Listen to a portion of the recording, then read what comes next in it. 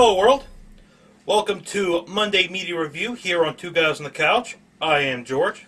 And I'm Joe. We're here to wade through the bullshit and give you our opinions on upcoming movies and games.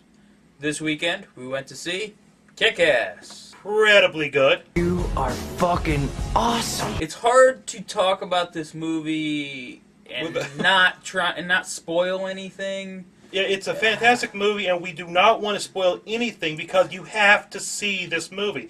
Now, I know there's going to be a lot of reviews out this week about this movie. That's actually why we're going to change our format next week, but we'll get into that here later on.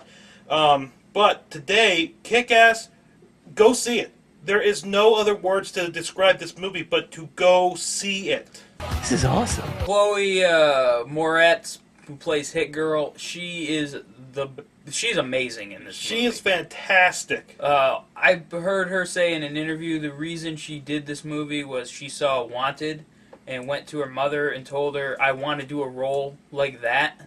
And I literally said to my mom while driving in the car, this is not fake at all, I literally said, Mom, I want a role like Angelina Jolie in Wanted. A month later, I'm not joking, Kick-Ass came up. And my mom was like, oh my gosh, it's exactly what you said, read the script. Now what kills me is a lot of reviewers were talking about the fact of how Hit Girl is portrayed in this movie, how she cusses, how she actually says the word cunt. Okay, you cunt. Let's see what you can do now. How she kills people, and she's like 11 years old. Me personally, I find that to be the most badass reason to see this movie. It's just awesome. It's the only time you're ever going to see a character like this in a film. Like, normally, they don't portray little girls like this. I'm just fucking with you, Daddy. I love a bench big model 42 butterfly knife. She is more badass than Nicolas Cage is as Big Daddy, even though the warehouse scene that he does, that's how Batman should be. Yeah, it's just badass. Minus the killing. But, like, the way Nicolas Cage is in that warehouse scene, takedown scene, it's in the trailers. It's not much of a spoiler, but that's how I wanted the Batman movies to be. But Batman never comes off that way. He's in the movies. Yeah, he always... There's never really a decent fighting scene with Batman.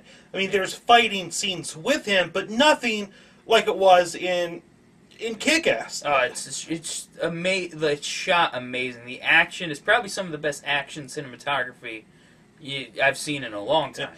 Now, my one complaint is I think Kick-Ass should have tried a little bit harder to be a superhero. It's like he's only had a few scenes, and then suddenly he's a worldwide phenomenon. He never went out there and really fought, except maybe a couple of times before the end of the movie. He was a worldwide phenomenon just from the one fight in the very beginning, which is in the trailer with the Asian kid filming him on his phone or whatever. That was like the only fight he had, and then he became like this phenomenon. It was like, and he wasn't even really that good in the fight. And it actually said, and supposedly he was doing all these other things as Kick-Ass through his MySpace account, but it never showed him doing anything except for one time, and that was when a girl he likes was talking about Kick-Ass and said she needed Kick-Ass's help. And at that point, it's like that's the only time you ever saw him actually doing anything, between the first fight and that. He was actually pretty good. Good at getting his ass kicked. He should call himself Ass Kick instead. Aaron Johnson, I think he played a really good Kick-Ass, and he's not an American actor, and he does a pretty good American accent. Like, you wouldn't know that he wasn't from America. Yeah. I love it how it's taking British people to make good American superhero movies. Yeah. I got no problem with the British. I mean, I love Matthew Vaughn. I love, I can't remember his name now. I love him, but I can't remember his name. Guy Ritchie. I love Guy Ritchie. I wish I could remember his name right there. That would have made more sense. But they're good, and I like Doctor Who. I like a lot of shit that comes out of Britain. But it's like, why can't an American company, an American director, make a good superhero movie? Well, Iron Man's really good. Well, yeah, true. Yeah. And that's no excuse for Warner Brothers, though.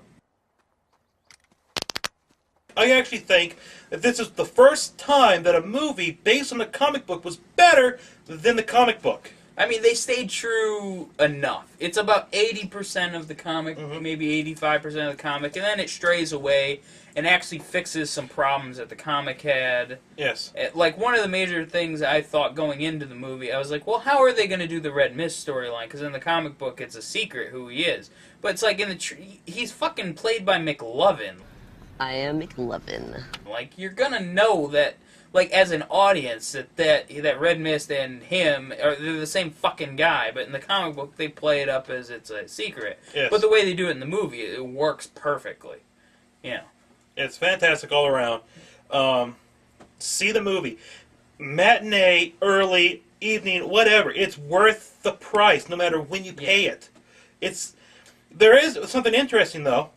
When we went to go see the movie theater, when we went to the movie theater to see it, came out this weekend.